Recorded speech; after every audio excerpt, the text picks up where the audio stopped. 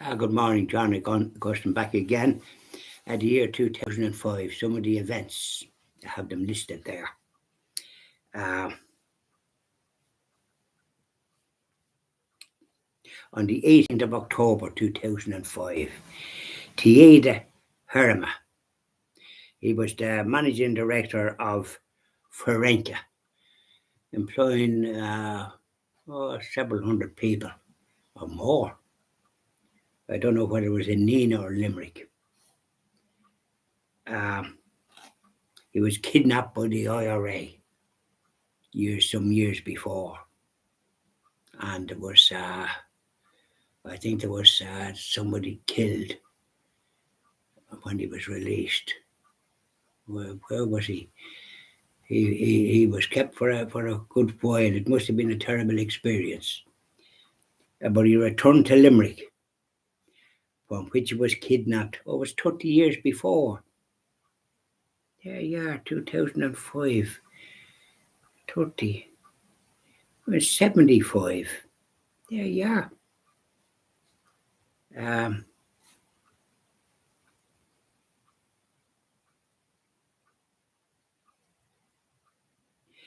he presented his papers to the University of Limerick.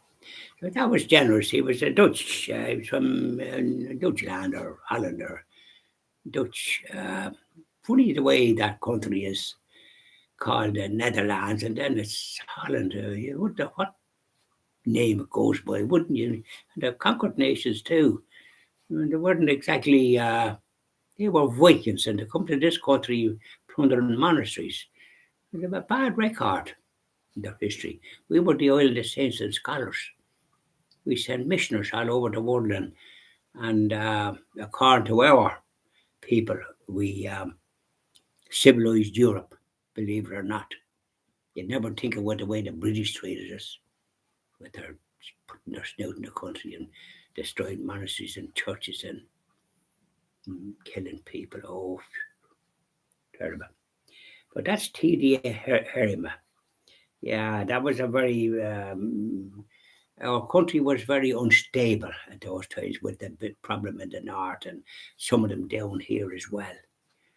Oh, God. It didn't help business whatsoever. It didn't help the reputation of the country. But, pity Britain is there at all. Wherever they stick their snout, there's trouble. Now, that was poor Tiede. A decent man coming back and presenting his papers to the University of Limerick, which is only established in my time. A fellow called Dwyer, I think, was the first president. No, they have a big campus, and very important establishment. I'm afraid I never visited universities, or I just did my leaving cert. Thank you very much. Wasn't bothered about at the University of Life. Now, and on the 14th of October 2005, Rory Keane, he's always in the blinking news, isn't he? I don't know why. He announced his retirement from international football after Ireland failed to reach the World Cup because of that business of Tiede, what do you call him?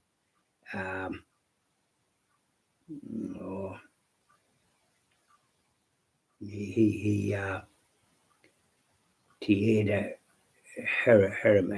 Henry, a French fella, when the ball was gone wide and he scored a goal, bringing it back, and they were that queer, the referee and all the rest of them, that it was allowed, and it should have never been allowed. He apologised for it later on, but it was too late. The harm was done. Now, so he announced his retirement.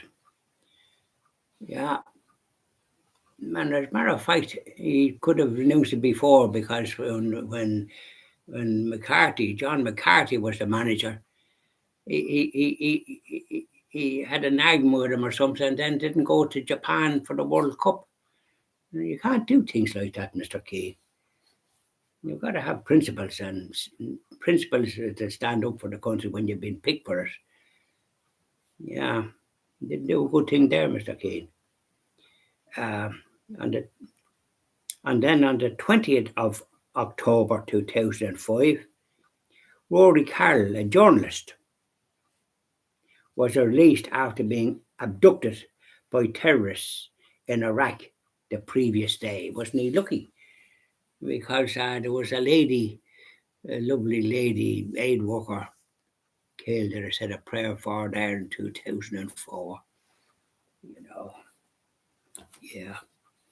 She was kidnapped. She was nearly killed 3 weeks after she was kidnapped by these savages. That's what they are. So we'll leave it at that, like. We won't burden the brain with too much. And I think let's have a look on the clock next door.